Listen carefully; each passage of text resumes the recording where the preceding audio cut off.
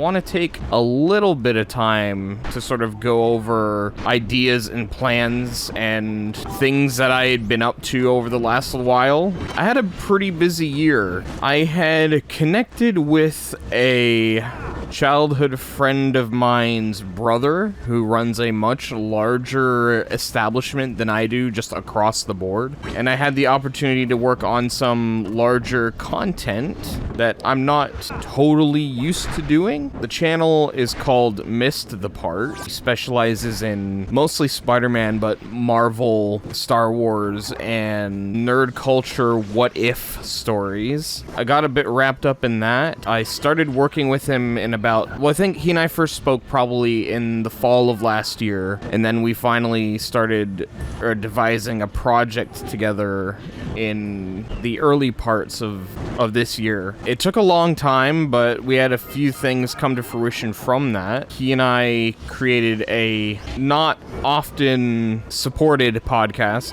I say not often because this is something that I find I wind up having to take most of the charge in. So far, there's 2 episodes of that are out, both on his channel Missed the Part and on Spotify, so you can go and check those out if you want. I think they've accumulated close to 10,000 plays so far between the 2 of them. And then the other one is a what-if story that I wrote, which is, I guess, light what-if content, considering the fact that it was like, it's an established idea in official canon. The video was, what if Link failed to stop the moon in Majora's Mask, which is already something that we sort of get to see in the Majora's Mask game. If you guys are familiar with the channel, I did a full playthrough of Majora's Mask. I feel like I've stressed many times throughout my streaming career and content creation career in general that Majora's Mask is my favorite game of all time. So what was initially just going to be me helping turned out into me writing, producing, editing, voicing in that video from top to bottom,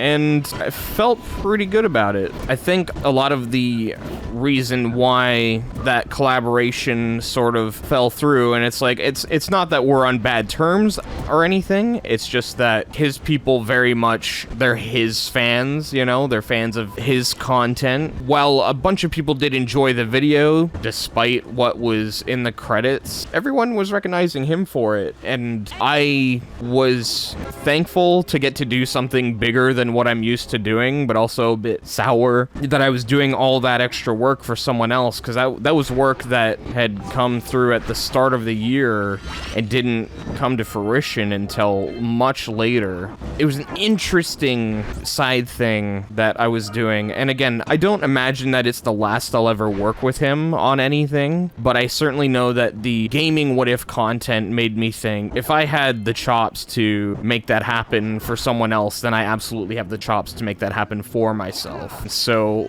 basically, that is something that I want to try and do, is create what-if content on my YouTube channel. I guess I should clarify, like, my channel, not the Laugh A Lot Gamers group channel. I know one of the main things that was happening last year as well was me trying to pull that back into a more stable framework and make sure that that had everything that it needed to succeed, which is now mostly fine. Laugh A Lot Gamers have been going very strongly, and we're approaching our 10th anniversary in December, so there's a lot of work going into that development, but I've got a nice workflow going on, and opening myself up to more projects sort of shows me that I'm capable of doing more, hence why I'm taking on the extra showing up, you know, showing up and doing streams again, or making solo content, doing content with other people, you know, like, it opened up the possibility of more things coming from me more regularly. That was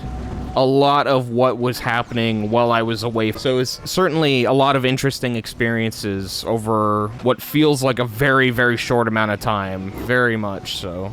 There's a lot learned from that time that I spent away and focusing almost wholeheartedly on the group stuff and collaborating and testing what my limits are, as well as looking at different perspectives in content creation. Twitch, I think, honestly, will probably remain what it is, if that makes sense. I very much plan to run my Twitch not dissimilarly from how I did before, but with more frequency and more willingness to just show up and throw something on. I often find myself thinking, I'm wasting time, not doing anything.